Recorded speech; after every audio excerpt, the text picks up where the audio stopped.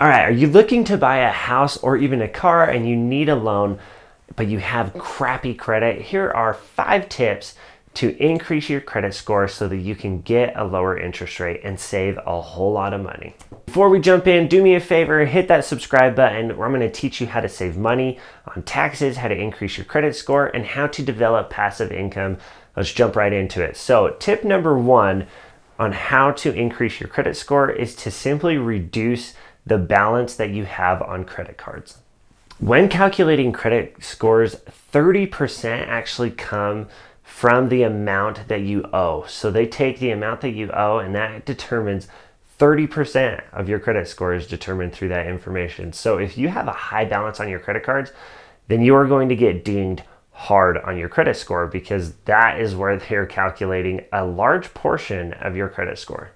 So they actually look at credit utilization, and that's really just your balance divided by your available credit. So if you have a credit card with a $10,000 limit and you are charging $8,000 to it, you are utilizing 80% of your credit.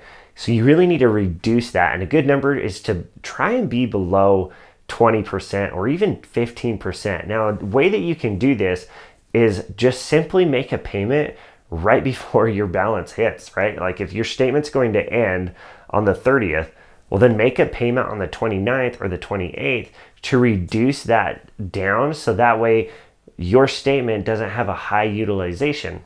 You really should be paying down your credit card often anyways because it's good for your credit score, but also because it's good for your personal finances. Like if you cannot handle paying off your credit card every single month, if you don't have the ability to do that, you should just not use your credit card anymore. You should put that away, lock it, make sure that you're not using it because then you're just getting bad with personal finances. But you don't want to necessarily close your account either because that can have some adverse effects on your credit score that we're going to talk about later.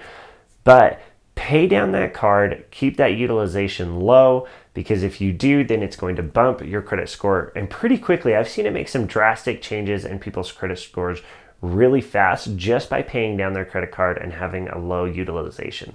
Another thing that you can do to decrease your utilization is if you got a credit card and say you got it back when you were super young and it's got a really, really low limit, but you've done really good at paying it off every single month. And now you just need to go to your credit card company and ask for an extension of that limit. They may bump it up. That way, if you're always spending $500 on it, but the limit's $1,000, well, if they can bump it up to $2,000, then all of a sudden your utilization is lower.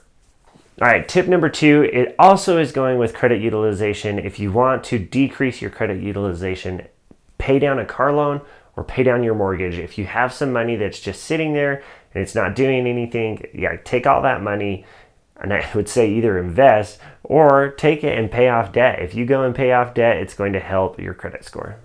All right, tip number 3 is make your payments on time. So 35% of your credit score is determined off of payment history. So if you are late, they are going to ding you and it's going to impact your credit score a lot. So go and make your payments on time. The easiest way to do this is we live in a world of technology. Set everything up on auto pay that you possibly can because then it's just going to pay it for you. And you're going to make sure that your payments are always on time and you're going to see a large jump in your credit score.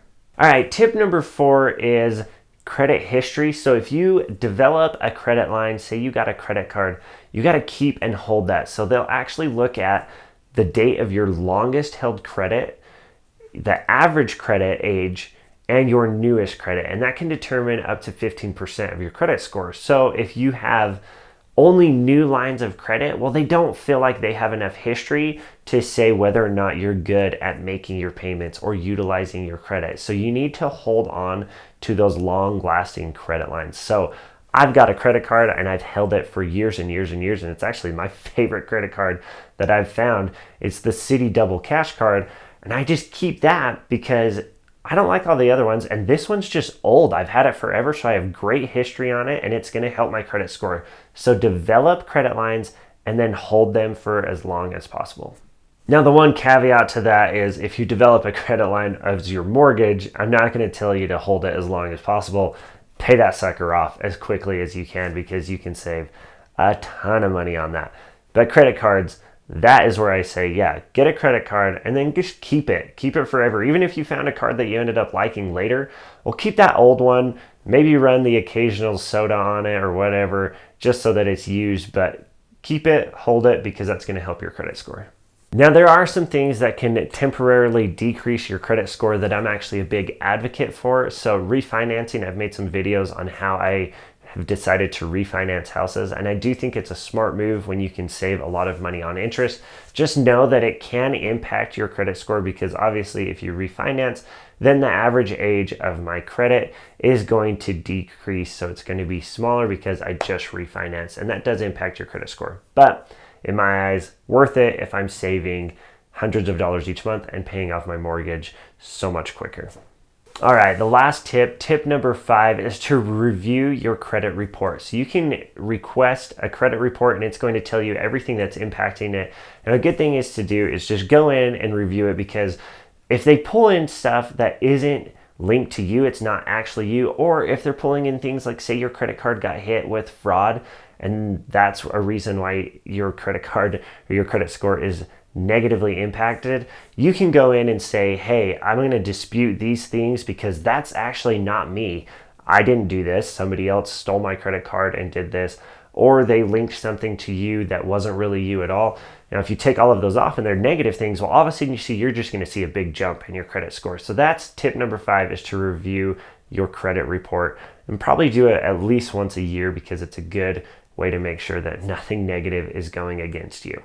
All right, so I wish you all the luck in buying that house, that car, increasing your credit score. If you do these things, you're going to see a jump. Thank you for watching. Hit that subscribe button and we'll catch you guys next time.